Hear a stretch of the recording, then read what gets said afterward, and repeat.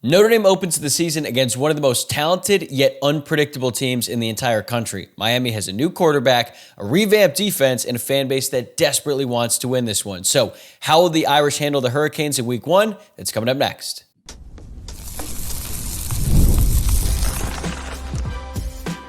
You are Locked On Irish, your daily podcast on the Notre Dame Fighting Irish.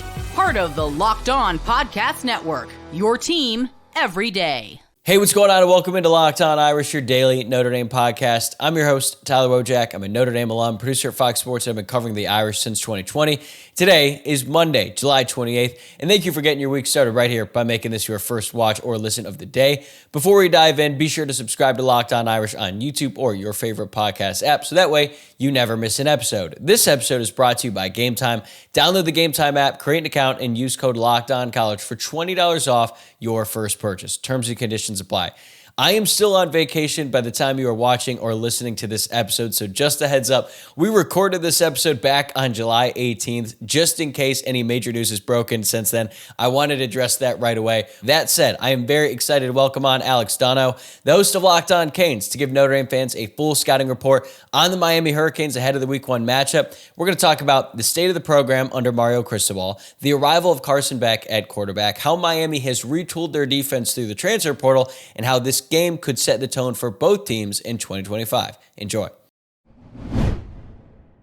All right, Alex, let's start with the big picture. Last year, Miami registered its first 10-win season since 2017, but from the outside, it still felt like they came up short considering they had the eventual number one pick at quarterback. They finished 1-3 down the stretch and missed out on the ACC championship and a chance to make the college football playoff. That being said, they have a ton of talent on this roster. So how would you describe the overall vibe around the program right now heading into year 4 under Mario Cristobal?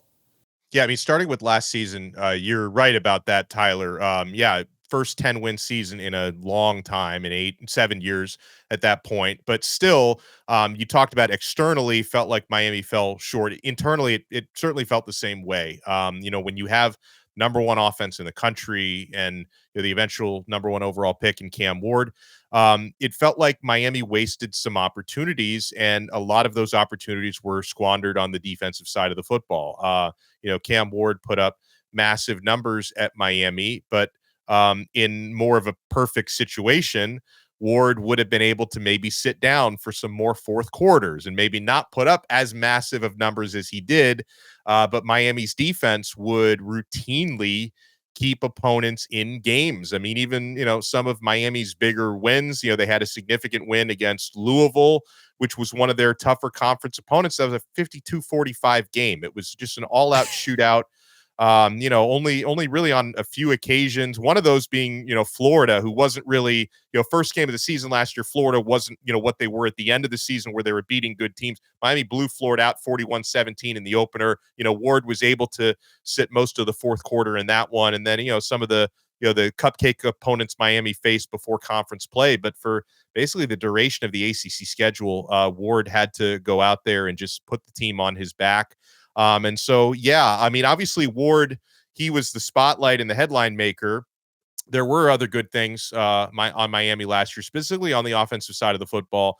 Mario Cristobal has been able to build a really good offensive line, which should be as good, if not maybe even a little bit better heading into this year. Miami's running game was solid. I thought Miami's receiving core, and part of it, I'm sure, was the Cam Ward effect, probably even overperformed the expectations last year with the production and the numbers that everyone was putting up. And so, and then you kind of fast forward into this season, Ward is not going to be running through that tunnel anymore. I thought Miami did a pretty darn good job. If you're going to find a replacement in the transfer portal, you bring in Carson Beck from Georgia, who's got a 24-3 record as a starter. And, of course, Beck saw, bigger moments in Georgia than most quarterbacks would see in Miami with that SEC gauntlet of a schedule and playing in SEC championship games and getting to the college football playoff. And, I know that his stock nationally is down a little bit. I think a lot of it has to do with Beck coming off of an elbow injury that he had surgery on. But Miami feels really good about Beck and how he's been performing in offseason workouts for the past couple of months. And, Miami still has a really good offensive line. They should be able to run the ball. A lot of new receivers, but a lot of talent there. And so, maybe the offense won't be number one again this year, Tyler, because it's hard to replicate that 2 years in a row. But they should be pretty good this year. And then on the defensive side, Miami made a lot of changes. They had to with the way that their D performed last year. Entirely new, except for one entirely new defensive coaching staff. The only holdover from last year is Jason Taylor, the Miami Dolphins legend, who's a really good recruiter and a good defensive ends coach.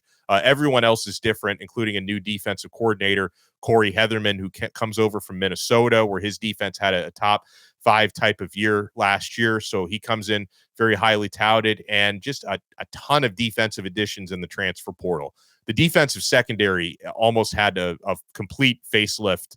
Miami had basically one consistent cornerback last year, and it was, true freshman at the time, OJ Frederic, and they've, brought in a bunch of guys to hopefully complement him, like Xavier Lucas, who Miami, to much controversy, brought in from Wisconsin. Zechariah Poyser, a safety from Jacksonville State, who performed very well. Keontae Scott from Houston. So a bunch of different players Miami brought in on the defensive side. And so, I think, to me, I think the Hurricanes could very well be a more balanced team in 2025 than they were in 2024. Like I would say top to bottom, I think the roster is better. But of course, going from Cam Ward to, a little bit less of a certainty with Carson Beck this year, I think that's one of the bigger question marks heading into 2025.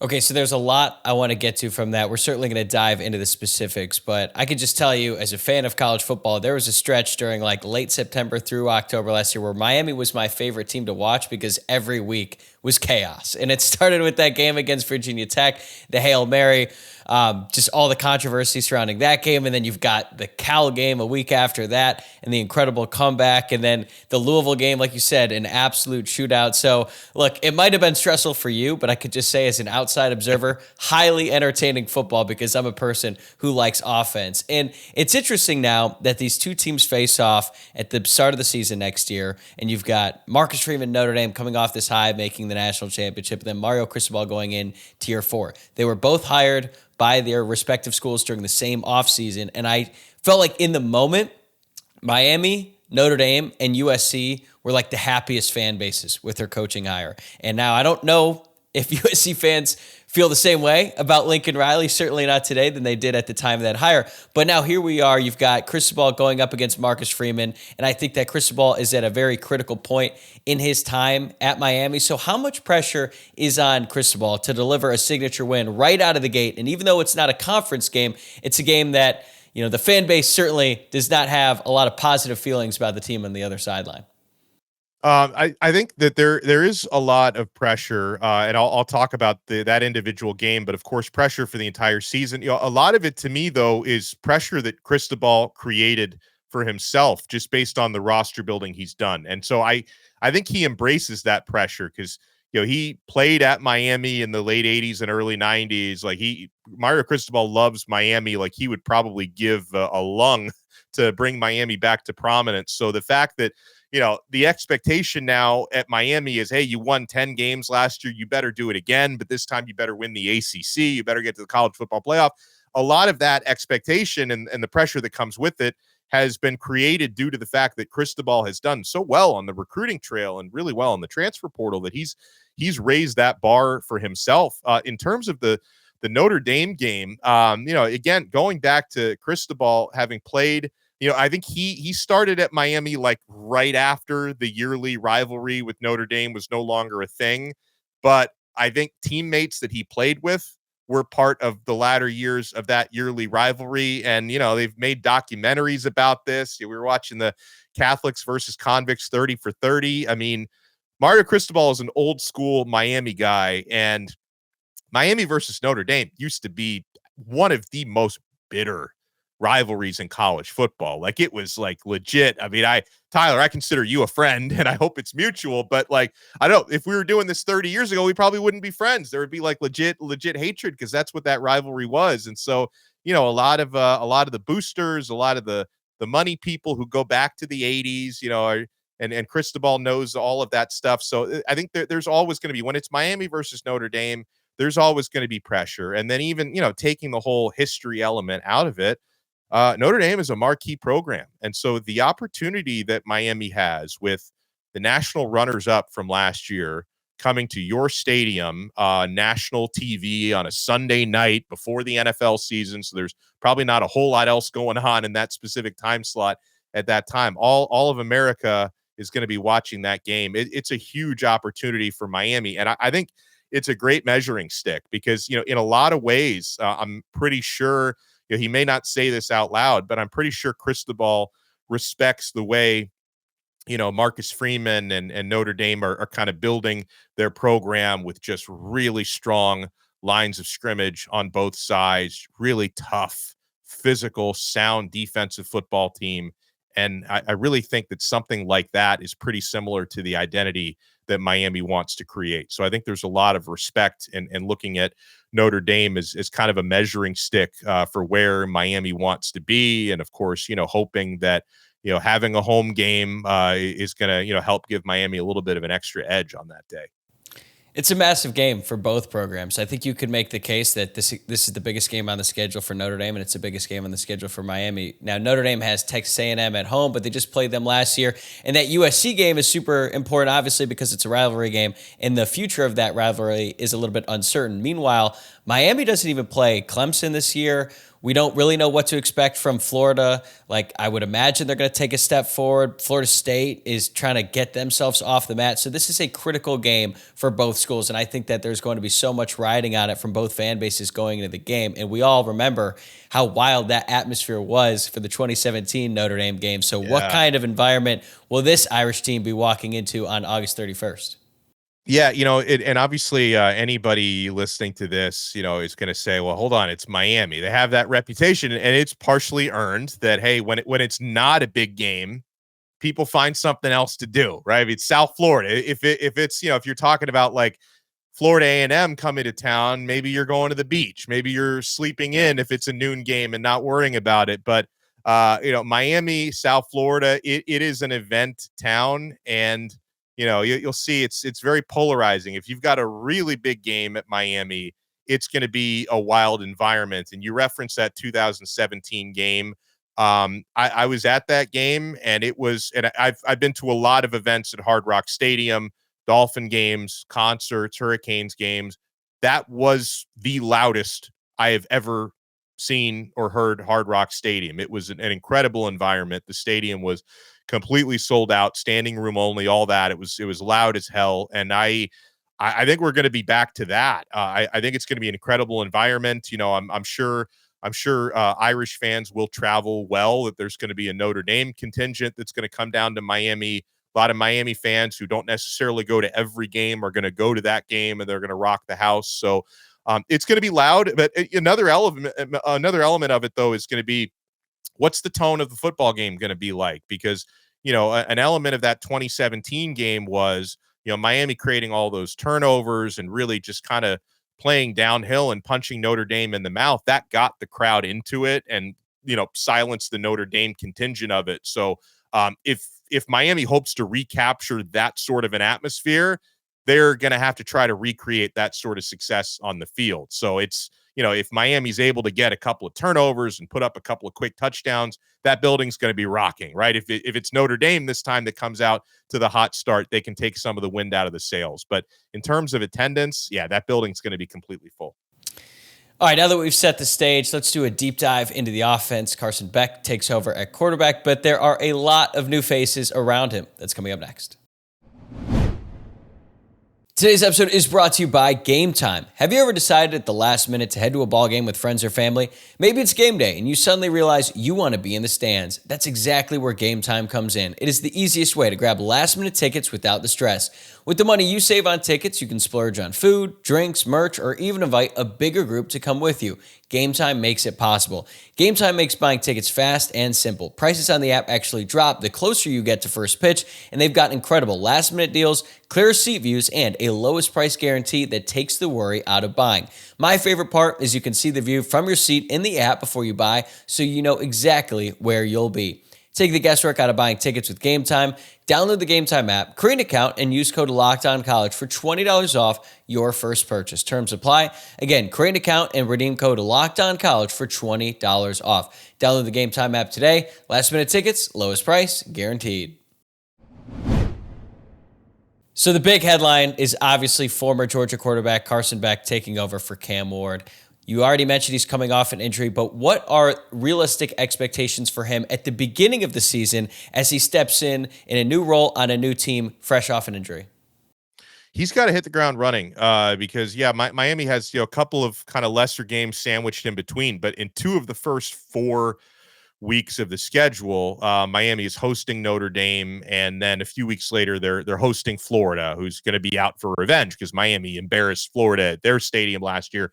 Florida's going to try to do the same. So, really, Beck has got to be sharp from week 1. I think this is going to be a situation for him where, maybe because this may be the way Mario Cristobal wants to do this anyway. Miami will maybe try to establish the running game first and just kind of see how their offensive line matches up against Notre Dame's D line. And then, if necessary, they'll have to go a little pass heavier after that, but we'll try to set the tone on the ground. But I mean, there's no warm up for him. And, it's been an interesting offseason for Beck. A lot of it has been publicized. He's created a lot of headlines. He used to be dating. They've broken up apparently a few months ago, but, one of the Cavender twins who are, women's basketball player Hannah Cavender, but also a TikTok star. So which by the way, is something Carson is not into. Like for his personal, enjoyment, this guy is not on social media. He did all that stuff for the girlfriend, but that meant his life was very publicized. The breakup was very public. Had a Lamborghini stolen from his front yard back in the day. So there's been a lot of talk for Beck, but I think really from everything I understand about him, I'm actually going to be meeting him for the first time soon at ACC Media Days, because since he was, injured during spring, he wasn't made available to the media. But the feedback that we hear on Beck is, he's been, I think since end of April, early May, he's been fully cleared to throw. So he had to miss spring ball. I mean, he was out there doing some work, just wasn't throwing, which is kind of a big part of his job. But he's been able to throw since, I think, early May. And everything that I hear is that he's been clear on the physical expectations, that there's no concern about the recovery. He had a procedure done on his throwing elbow that's similar to Tommy John surgery, but he's fully recovered from that. He's clearing all the physical benchmarks, and I've heard that he's been kind of turning heads with the staff just in terms of how well he's doing. But the fact that he wasn't cleared to throw during spring, it put him a little bit behind the 8 ball. He's got new teammates at Miami. He's got new receivers he's throwing the football to. So I think a lot of that time that he missed is, being made up during these off-season workouts. And then once we're able to watch the training camp practices in a couple of weeks, we'll kind of get a better idea as to where he is. Yeah, in addition to bringing in a new quarterback, Miami lost their top 5 pass catchers from last season. So who are the names to know in the receiver and tight end rooms heading into this opener? Yeah, and honestly, I'm not trying to like pump sunshine, but I think just from a purely on paper standpoint, I think Miami has about as much, maybe even more overall talent in the receiver room than they did last year. It's going to be a matter of getting everybody on the same page. Now, someone who will surely be missed is Xavier Restrepo, who's off to the Tennessee Titans playing with Cam Ward now in the NFL. He was Mr. Consistency for, the past 4 years at Miami, was always good for 1,000-yard season, was always open, was always running his routes impeccably. So not having Restrepo in the slot, that's going to be a void to fill. In terms of Miami's other top receivers last year, I think a lot of them maybe outperformed their expectations. Jacoby George, these are all guys who are no longer with the program. He had a kind of a surprisingly big year. Tight end Elijah Arroyo, who's in the NFL now as well. He had been injured for the previous seasons, but he had a breakout year last year in his final season. Miami did have another solid receiver, Isaiah Horton, who transferred to Alabama, so they lost him. But with the guys that are coming in now, I think Miami's number 1 receiver this year is probably going to be Josiah JoJo Trader, who was he got a little forgotten coming out of high school because he was Jeremiah Smith's high school teammate. And, when Jeremiah Smith, they both played together at Chaminade Madonna in South Florida. when Jeremiah Smith was the number one player in the country and number one in the state of Florida, JoJo Trader was the number two receiver in the state of Florida. So like he was right there. He didn't play a lot last year as a true freshman because Miami had all these guys in front of him, but Trader had a really good spring and a really good offseason. In terms of like veteran guys, Miami brought in CJ Daniels, transferred in from LSU, who's a 6th-year senior who has some production on his resume, who is really kind of a leader in that room from what we understand, which is good. A couple of other guys Miami brought in through the transfer portal. Player I'm pretty excited about, Keelan Marion from BYU, who was first team all Big 12 as a kick returner last year. He returned 2 kickoffs to the house. So that's a part of Miami's game they're trying to revamp because special teams just haven't had a lot of juice in terms of the return game. So Marion is someone who I think can contribute as a receiver and do some of that stuff as well. Miami lost their top tight end. I mentioned Elijah Arroyo, but there's another Elijah Lofton, who everyone's really excited about.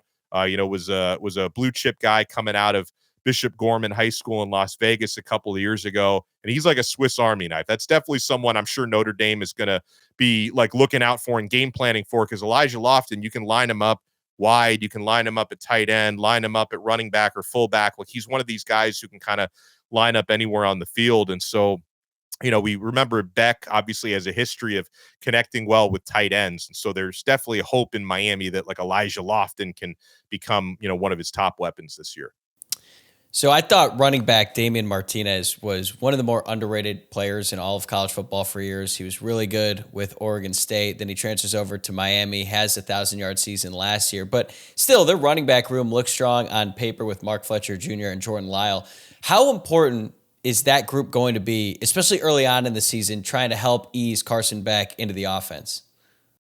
Yeah, and it's no secret Mario Cristobal likes to pound the rock. And so he has like a certain like physical profile, like big downhill power backs that he likes. And you mentioned Fletcher. There were times last year, and you're right, like Martinez, he was Miami's top running back last year. He was the guy who had the 1,000-yard season. After Martinez transferred over from Oregon State, he played 1 year at Miami. It took him like 3 or 4 games to kind of find his groove in Miami's offense. So early on in the season, it was really Fletcher who was like the money back, who was kind of carrying things. Fletcher, this is heading into his 3rd year. It's his first full off season because he had last couple of years, he had like early season, preseason injuries, which kind of limited him in camp. So they're pretty bullish on Fletcher being kind of the lead guy this year. And he's big. He's like 6'3", 220, somewhere in that range. So he's a big load to try to bring down. Miami's got a 2nd-year running back, Jordan Lyle, who's kind of the, perceived to be the second part of that 1-2 punch. He can give you a little bit more pop when it comes to the speed, explosiveness. He scored a 90-yard touchdown last year. But one that I think is going to be potentially a pleasant surprise, where it could really be a trio of backs for Miami this year. They brought in a transfer from North Dakota State, which is, like the Alabama of the FCS. Like they win the title every couple of years there. They Shamar almost Brown beat Colorado last year. They hung tough with them in the season opener. That's right. I'm glad you remember that. And Shamar Brown is the running back that transferred to Miami, who had like almost 1,200 yards last year, 15 touchdowns, was a big part of that championship team. And he's another big, powerful back. He's 5'11", about 215 pounds. So I think what Miami is hoping to create, they play very physical from the point of the attack at the offensive line, and then to also have kind of running backs who fit that big physical profile where they're really going to try to wear down defenses, where they want to have more of like a Big Ten style of running game, which is not as common in the ACC. But yeah, I think the running back rotation playing behind the offensive line, like you said, I think they're going to lean on them a lot, like depending on, how comfortable Carson Beck is early on in the season. I think Miami really wants to be able to kind of have their foundation be through the running game. Let's dive into the offensive line, because I think Notre Dame and Miami are in a similar boat. Both their offensive lines are considered one of the best in the country. Extremely high expectations for both groups. That being said, I feel like when teams play early on in the season, offensive lines, they need the most time to gel. Now, Miami brings back several starters. This isn't a situation where they're just revamping their entire offensive line. Notre Dame is in the same boat. But there's this quote from Liam Eichenberg, who you're probably familiar with, Miami Dolphin for a while. Liam made a great point in 2020 when Notre Dame ended up having this stellar offensive line Joe Moore Award finalist where they came out of the season in a game against Duke. Now, granted, first game, COVID year, there's probably a lot of things that they needed to figure out, shake the dust off, all that. But he said it usually takes offensive lines 2 to 3 games to really figure it out, gel, and then from that point on, even the best offensive lines, it takes them that amount of time. There is no time for patience or anything like that for either one of these teams. So what are your expectations for this group in the season opener going against what we think on Notre Dame is a good defensive line? Yeah, for Miami, you mentioned most of the same starters as last year. They do have a new center, which is obviously really important with the communication and being on the same page. So James Brockermeyer, who is experienced, was a very good center at TCU, transferred over to Miami. So I think that's the one. And, seems like Brockermeyer is doing really well, but obviously, you don't know till you know, right? We're going to see him snapping footballs and calling signals for the first time, August 31st in a real game. Like outside of that, I feel pretty confident now. Again, there are advantages to when you don't have a marquee game, first game of the season, right? Where it gives you that extra time, like you said, to gel. But that's one thing, and you don't often say this. There have been plenty of years at Miami where offensive lines have been problems, right? You're going back to some of the previous O-line coaches, but I think something that Miami's current offensive line coach, Alex Mirabal, does really well is really fostering the bond in that unit. I really think Mirabal is like just a really special person when it comes to the psychology that he can add into his offensive line coaching. And it really, outside of the first year of Cristobal, when, he inherited most of the offensive line, the O-line was not good his first year in 2022. From 2023 on, the O-line has been really a strength, never a weakness. I think a big part of that is the continuity you get and the psychology from the coaching of Alex Mirabal. So outside of a new center in James Brockermeyer, Miami has Francis Maui-Noah at right tackle, he's just built different. He's probably going to be a first round NFL draft pick next year. The dude is just solid. I think Miami's right guard, who will be heading into his 4th year as a starter, is maybe one of the most underrated players on the team, because I guess right guard is not a glamorous position. Yeah. But Inez Cooper has been really solid. The left side of the line is a little less, there's a little less continuity in terms of the track record. So Markel Bell is Miami's starting left tackle. He actually was fortunate last year that Miami's previous left tackle starter was injured for a lot of last year, Jalen Rivers. And so that kind of forced Miami to use Bell a lot more. He's a former junior college transfer who he's a little less polished, but he got a lot of opportunity. He ended up starting like 3/4 of the season at left tackle last year. And the baptism by fire really worked for him, because they're like earlier games, sometimes, Bell's holding or Bell misses a block. But by the second half of the year, the dude fit right in with that offensive line, and he's 6'9", 340 pounds. So he's a skyscraper. So he's a member of the O-line we feel good about, despite a little less experience. At left guard, it's always been left guard for the past 2 or 3 years has always been like a competition position, but seems like whoever ends up starting there always does a good job.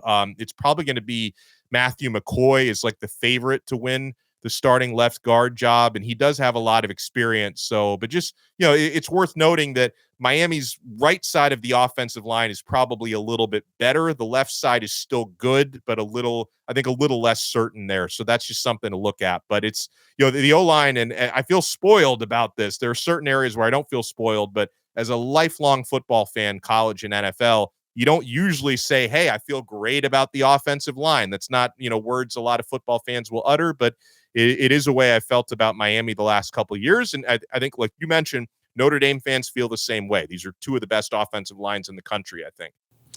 All right, now to the defense. Miami has got a new coordinator, new secondary, and a potential star off the edge. Can Miami take the leap on that side of the ball? More on that right after this.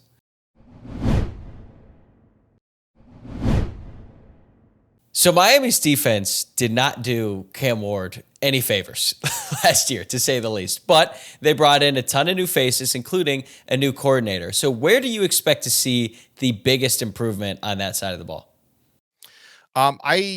It's kind of a twofold thing for me. I'm tempted to say the defensive secondary because of the personnel overhaul. I mentioned a lot of new faces. Now they all have to get on the same page, right? But Miami has really outside of OJ Frederic, who is their top cover guy, everything else is new. Keontae Scott, highly touted transfer, I think is going to end up being the starting nickel. Xavier Lucas is going to be probably starting outside corner opposite Frederic. Zechariah Poyser is someone I expect to be a starting safety. Miami does have a safety carried over from last year, Markeith Williams, who may get more opportunities this year. Jacoby Thomas transferred in from Tennessee. So I just think based on, so many quality additions, I think the secondary can take a big jump because that was a major problem area from last year.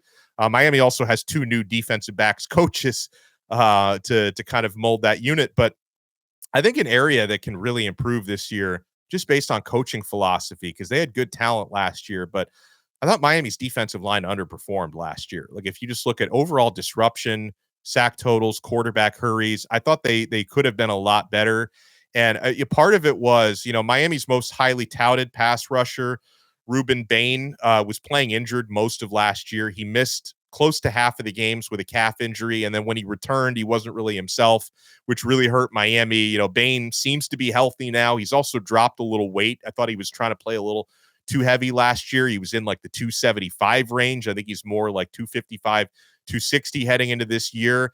But I think in terms of the philosophy, one of the reasons why Miami's defensive coordinator from last year was so unpopular was I thought they used way too many stunts and twists up front, and they just didn't turn their pass rushers loose last year, which is kind of the philosophy that's always, it's been kind of Miami's bread and butter for the last 30, 40 years. And I thought they went away from that a little bit too much.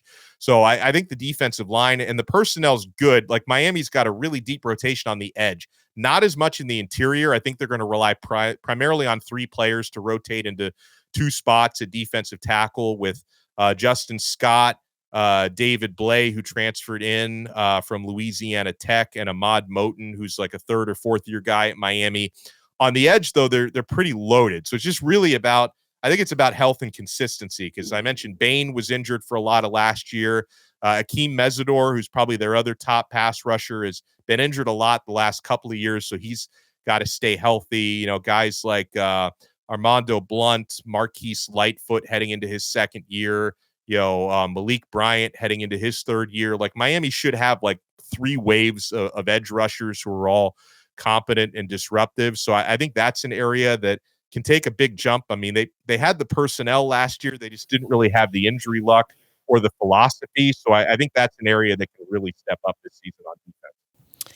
So edge rusher Ruben Bain is generating 1st-round draft buzz. You mentioned he missed 4 games last season, and even when he was playing, you could tell he wasn't 100%, but he's still a damn good football player. So in your mind, what makes him such an elite prospect? It starts with his power, is the thing. And he can be a little bit of a tweener, which also means he's got versatility as a 3 tech. You can move him inside on passing downs. He can play some defensive tackle, but he's developing some moves. I think when he first came in, from Miami Central, or as a blue chip recruit, he was just a little bit more of like a bull in a china shop type of guy. But I think he's been able to polish his game a little bit more under Jason Taylor. But I think, to me, with Bain, it starts with his strength and his motor. One of the things that you notice, and again, the film wasn't as good last year because he was injured, but if you go back to Ruben Bain's freshman season in 2023, which was like really his breakout year, it was one of those situations where it's like, all right, I know that they can call holding on every play. They don't necessarily do that because it's like, Bain was getting held on like 80% of his reps. At least it looked that way in 2023. So he's deceptively explosive, and he's extremely strong, and he's also got good instincts. He's a good run stopper as well. But and one of the reasons, coming out of high school, like I think why he was 4-star, like a high 4-star, not a 5-star, was he's not like that tall. Like he doesn't have the prototypical like 6'3", 6'4" type of thing. He's more in the 6 foot range, but like whatever he lacks in height, the dude makes up for it with like grown man strength and girth. So he's hard to contain. He's going to going to command a lot of double teams throughout Miami's schedule this year as long as he stays healthy. Last specific player I want to ask about is Justin Scott, because it is a name that Notre Dame fans know very well. Right. A Chicago product. Notre Dame invested heavily in recruiting him because, one, he's a really talented player from Chicago, which is like South Bend West, essentially. And Notre Dame has not recruited the defensive tackle position very well out of high school. He ultimately commits to Ohio State, then flips to Miami. So what kind of impact did he make as a freshman, and what do you expect from him going into his sophomore year? Yeah, he didn't play a starring role as a freshman. He was more of a strong supporting cast, like a best supporting actor type of thing. Because if you go through, like he didn't play like as many memorable reps as you would have thought. And this is not a knock on him, because I think that Miami's defensive line coaches last year were kind of sticking with their experienced players. And also Scott had a lot of personal stuff last year. He lost his father during the season last year. So it's hard for me to even imagine like how some of that stuff may have affected his availability on the football field. But, if memory serves, because I remember looking at his Pro Football Focus numbers and everything after the season, like he graded out very well. Like for the limited amount of reps that he had, Justin Scott was an impactful guy. And, the buzz on Scott, and again, like certain situations, true freshmen are going to play immediately. Ruben Bain did that a couple of years ago. I think Miami was a little deeper last year, so Scott didn't play like as much as like Bain did the year before. But he seems to be really ascending, since spring football. I had a chance to watch him in spring at Miami, and like he was consistently like one of the top 2 or 3 guys at defensive tackle. And there were certain practices, Tyler, where it seemed like there was like a handful of reps where Scott was taking over, where it's like, all right, the offense can't really execute the way that they want to in these drills because Scott keeps blowing them up. So, he's expected to be, I could see him being a starting defensive tackle for Miami this year. If not, like I mentioned, they're probably going to use like a 3-man rotation for 2 spots with Scott, Blay, and Moten. But I think he's someone we're going to be seeing a lot of on Saturdays this year. And again, it would not surprise me if he's in that starting lineup against Notre Dame. Now, Mario Cristobal keeps his starting lineups and depth charts very close to the vest. The depth chart usually comes out about like 10 minutes before kickoff. It's like, oh, okay. And sometimes it's not even accurate, right? But we'll find out about 10 minutes before kickoff if Scott is making that first start. Alex, this is great. I certainly have learned a ton. So thank you so much for taking the time to come on the show, break down the Hurricanes. And if you want more Miami insight leading up to the season opener, be sure to check out his work over on Locked On Canes, available on YouTube and wherever you get your podcasts. Alex, enjoy the rest of the summer, man. We'll talk to you again soon as we get closer to August 31st. I can't wait. And I'm going to get like anxiety in the weeks and days that lead up to that. So we'll have to talk again. All right, that's going to do it for this episode. Thanks again for making Locked On Irish your first watch or listen of the day. And if you enjoyed the show, please be sure to like, subscribe, and leave a rating or review, whether you're watching or listening.